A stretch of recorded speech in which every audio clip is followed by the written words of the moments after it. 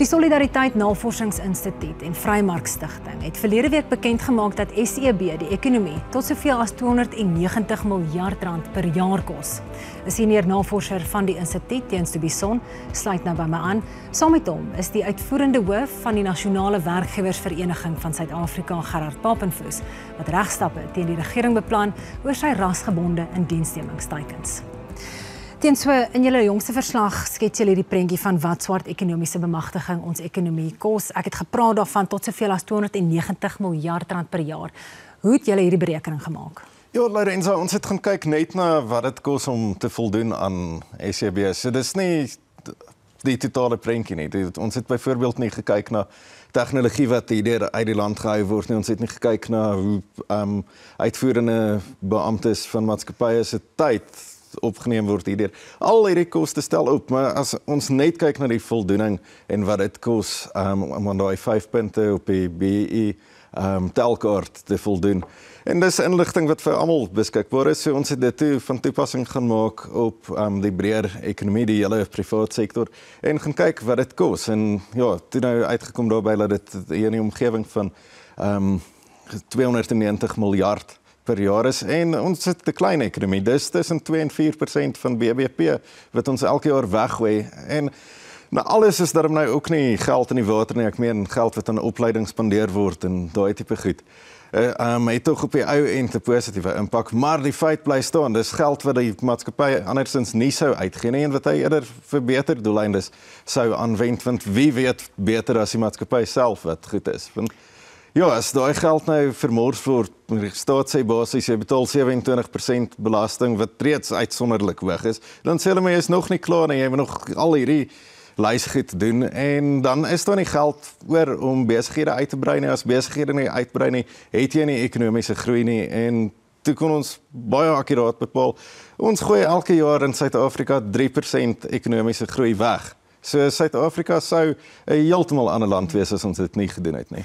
Gerard, as ons praat van swart ekonomiese bemagtiging, dis amper so of hierdie sambreel term, onder dit val daar 'n klomp goed. Een daarvan is hierdie rasgebonde teikens wat die regering Departement van Arbeid hierdie jaar gepubliseer het. Julle het dit beskryf as die grootste aanslag op sakevryheid. Waarom sê jy so? Jy weet, as 'n man besluit hy word 'n entrepreneur, dan doen hy dit omdat hy in sy aard onafhanklik is. Hy wil besluite maak, hy wil sy besigheid groei, hy wil mense aanstel wat hy geskik ag. Hy wil vryheid hê. Sy fokus moet wees op dit wat hy doen, die groei van sy besigheid. En nou kom die staat van alle plekke. En hulle sê vir hom, nee, ons gaan vir jou sê hoe jy moet besigheid doen. En ons gaan vir jou sê, kyk, die staat meng nou met alles in. 'n Sosialist moet eintlik nêrens inmeng nie, want hulle weet van niks iets nie. Maar nou kom hulle en hulle gaan so ver om vir 'n maatskappy te sê, ons gaan vir jou sê, ons gaan jou besigheid met jou op 'n spreadsheet sit. Dan moet jy dit indeel in swart mense, kleerlinge, Indiërs, wites en persone met gestremdhede. Dan moet jy daai groeperinge meng met mans en vrouens. En ons sal vir jou sê hoeveel van elkeen moet jy. Jy moet 'n doktersgraad hê in spreadsheets. En dit is wat jy nou moet doen.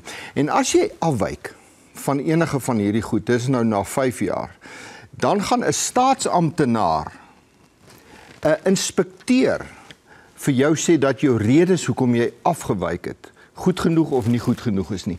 En dan kan ons jou hof toe vat, sê die staat, ons kan jou beboet met 10% van jou omset.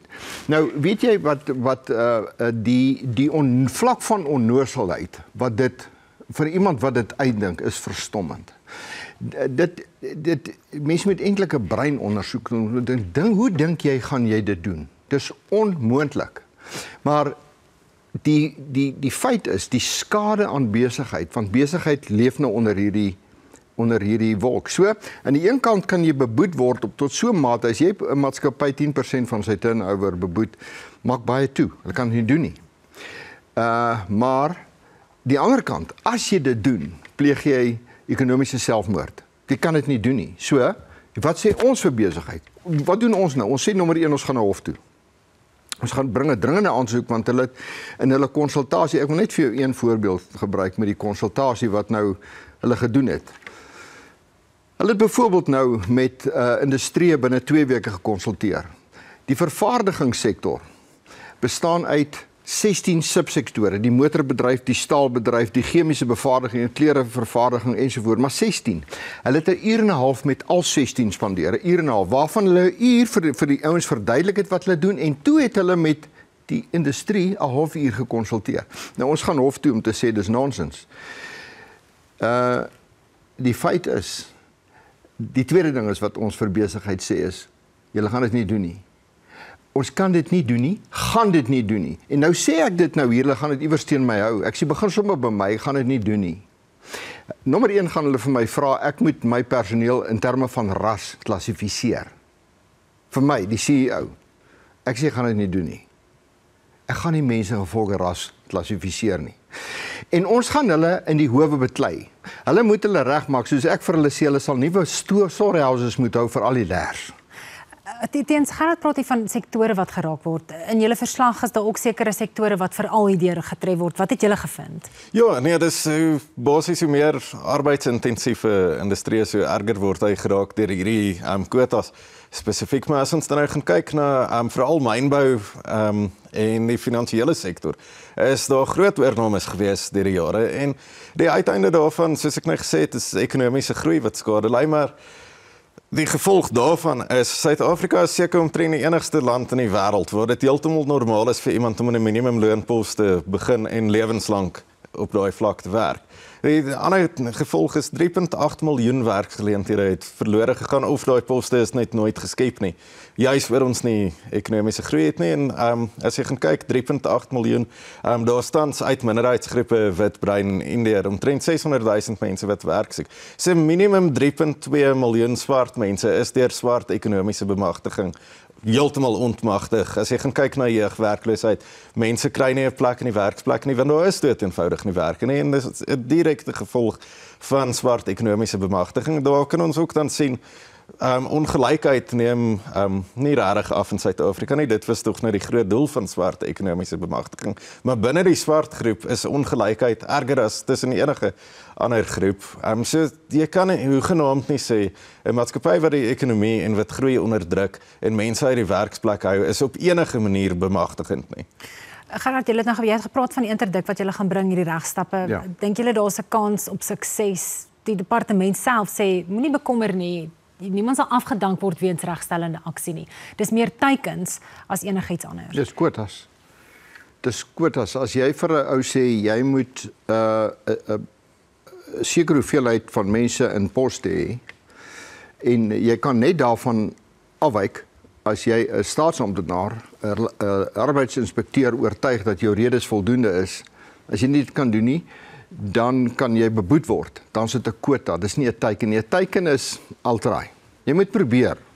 Nee, jy moet nie probeer nie. Dis wat jy moet doen. Hulle noem dit teikens, dit is kwotas. Gaan ons slag? Wel, onthou die eerste fase is die dringende aansoek.